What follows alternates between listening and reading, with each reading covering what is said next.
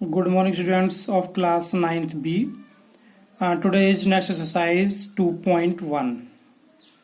आपको पता होगा मैंने कल जो बताया था कि 2.1 या कोई भी चैप्टर स्टार्ट करने से पहले हम बेसिक चीज़ों को समझ लेते हैं। तो कल मैंने आपको बता दिया था इस चैप्टर के बारे में क्या क्या इसमें पढ़ने को मिलेगा।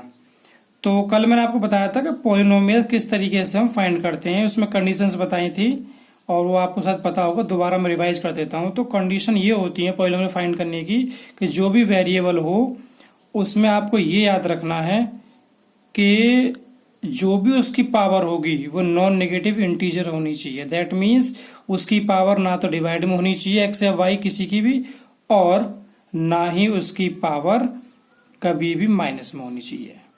ठीक है। दूसरी बात, कभी भी कोई भी एक्स वाई या कोई वेरिएबल डिवाइड में नहीं होना चाहिए।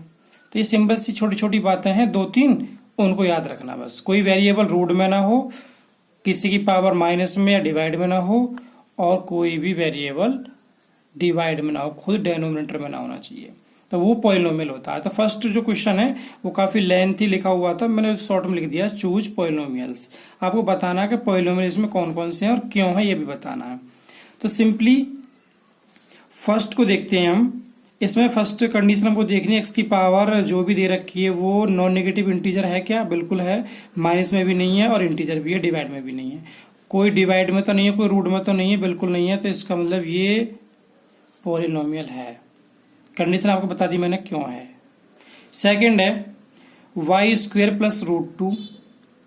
तो y square plus root two में देखा जाए तो रूट में आ रहा है 2। आप सोचेंगे ये तो पॉलिनोमियल नहीं हो सकता, रूट आपने बताया था रूट में नहीं होना चाहिए। बट मैं ये कह रहा हूं बार बार कि रूट में वेरिएबल नहीं होना चाहिए। नंबर कितने भी हो उससे कोई फर्क नहीं पड़ता, वेरिएबल नहीं होना चाहिए। तो वेरिएबल तो रूट में है ही नहीं, दैट मीन्स वाई स्क्वेयर तो है कम से कम। तो ये भी है polynomial. Okay. Next 3√t plus t√2। That means this is the not polynomial because t is in the root. t root में है, साफ साफ दिखाई दे रहा है। तो इसकी पावर 1/2 बन जाएगी ना t की पावर। तो इसका मतलब ये नहीं हो सकता। ओके, इसकी पावर 1/2 बन जाएगी, नॉन नेगेटिव इंटीजर नहीं बन सकता।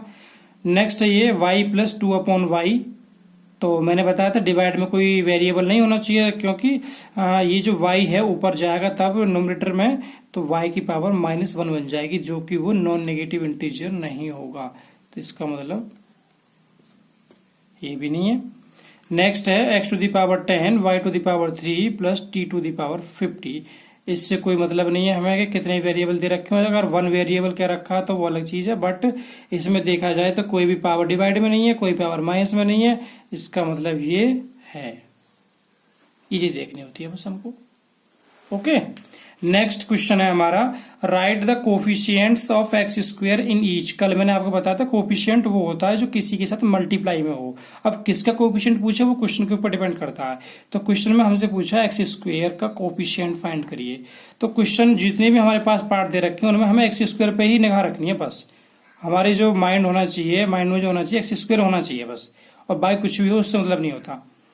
तो फर्स्ट में कोफिशिएंट ऑफ एक्स स्क्वायर, ध्यान से देखें एक्स स्क्वायर ओनली यहाँ पे, इसके साथ किसकी मल्टीप्लाई हो रही है? किसी की भी नहीं हो रही, तो 1 तो मानेंगे कम से कम। तो 1 विद साइन आएगा, तो साइन है प्लस का, प्लस का हम लिखते नहीं, तो इसका कोफिशिएंट हो गया 1 हो गया। Next coefficient of x square, इसमें देखते हैं एक्स स्क्वायर है यहाँ पे, एक्स स्क्वायर के साथ किसकी मल्टीप्लाई हो रही है? π/2 की। तो π/2 इसका कोफिशिएंट हो गया, जितने की मल्टीप्लाई हो रही हो। सेकंड पार्ट में छोड़ दिया बिकॉज वो इसके जैसा सेम है, वो आप खुद करेंगे। नेक्स्ट है कोफिशिएंट ऑफ एक्स स्क्वायर। इसमें देखा जाए तो एक्स स्क्वायर तो है ही नहीं कहीं भी।